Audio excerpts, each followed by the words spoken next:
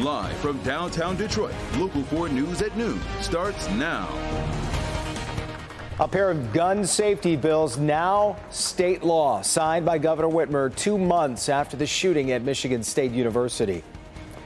Thanks for being with us this noon, everybody. I'm Jason Colthorpe. The new rules for safe storage and expanded background checks start once Governor Whitmer signed that document. Those are the changes she is calling common sense gun action. Victor Williams live in Lansing this afternoon, where people are gathered right now. Victor. Well, a lot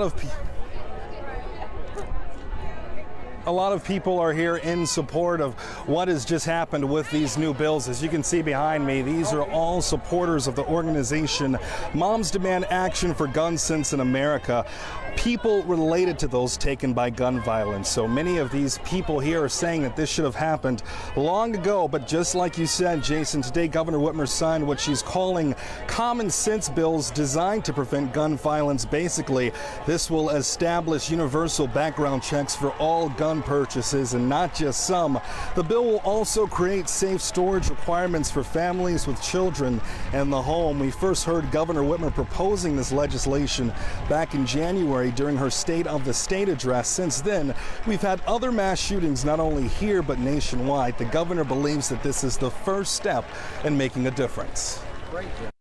Universal background checks will help keep guns out of the hands of violent criminals, domestic abusers, and people on terrorism watch lists and no-fly lists. Right now, only pistols require a background check to purchase, but long guns and shotguns do not. That doesn't make any sense. Background checks also help our law enforcement stay safe on the job and solve crimes more easily. And we are going to be talking to some of the people out here rallying currently, and we'll have that for you guys at 5 p.m. For now, we are reporting live at the state capitol. Victor Williams, Local 4. All right, Victor. Also happening in Lansing, a key vote expected from the State House over a different set of gun safety laws. The focus is on the red flag laws in this case, which would temporarily remove firearms from people deemed to be a risk. Under the proposal, a partner, a family member, former spouse, or mental health professional could petition a judge to remove those firearms if they are deemed a threat. It would then be up to the individual to prove they're not a risk. That bill likely to not get any support from Republicans, which means all 56 Democrats will need to vote yes. New information on the independent investigation into the Oxford High School shooting. The first report on this will be made public in the next few weeks in 2 parts, a preliminary report and a final version. The first will outline the district's current security and threat assessment practices. There will then be a community forum in May, and the final report will include a full account of what happened before, during, and after the shooting. A federal appeals court upholding access to the FDA-approved abortion pill mifepristone. It's in response to a ruling by a judge in Texas who blocked the approval of the drug following a lawsuit claiming the FDA didn't review safety risks prior to its original approval in 2000. The Wednesday night ruling does have tighter restrictions. The pill will only be distributed up to 7 weeks gestation, not 10. Also, the pill can only be picked up in person and cannot go through the mail. This decision could be appealed to the Supreme Court now. A 32-year-old woman is arrested for impaired driving following a crash that hit an MSP trooper this morning. This is video from the scene on eastbound I-94 near Livernois. A sergeant was on the scene of this 2-car crash and was about to direct traffic when another car slammed into the patrol vehicle. Here's some of that radio traffic from when he was hit. Hey, you all right? We got a troop car ahead. Everybody here. Troop car hit. You want the air? He's all right. He's out of the car. No, I got hit. I was outside the car and I got hit by the car. But I am walking. I'm okay. I'm conscious. Didn't lose consciousness. I didn't go skidding. Yeah, amazingly. That sergeant, though, was taken to the hospital as a precaution and has since been released. The Eagle has landed, and we don't mean the president. Today we're talking about the new Eagle at the Hurlbut Memorial Gate. The Great Lakes Water Authority installed the new Eagle in front of its Waterworks Park facility on Jefferson. There it is. Back in 2019, the Eagle shattered after it was struck by lightning. And today it finally comes back to its historic home.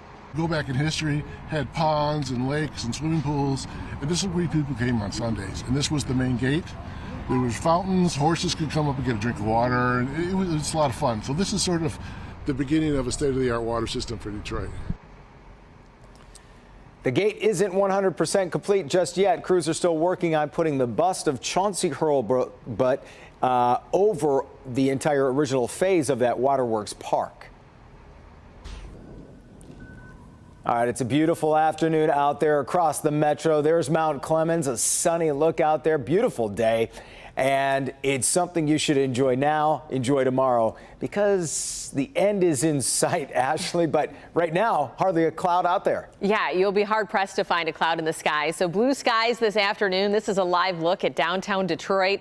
Let's just soak it in while we can, because it's not going to last forever. We know that, and some bigger changes heading our way going into the early part of next week. 24-hour temperature change, though, shows that most of us are about a degree or two warmer than yesterday, and this is right on par with the forecasted projections today, given that our high temperatures will likely be about a degree or two warmer than yesterday, with yesterday's high being 81. So we are right on track to probably hit about 83 degrees this afternoon. What I want to point out, though, is this temperature change in Grosse Ile. So you can see about 8 degrees cooler right off of the water there. And so if you get into Grosse Ile, even the Grosse Pointe coming off of Lake St. Clair, you could get a little bit more of that lake breeze that's going to hinder some of those high temperatures. But for right now, you can see 77 in Lapeer, same at City Airport, 75 in Monroe. And if you look at the rest of the afternoon, shaping up to be pretty nice. You'll need the sunglasses, 83 degrees for the afternoon high. We're going to have more on your weekend forecast in a minute, but you can take these wonderful conditions on the go with you with our Forewarned Weather app, especially as everything starts to change minute by minute going into the early part of next week. Get your latest forecast all the time with our Forewarned Weather app. There you go.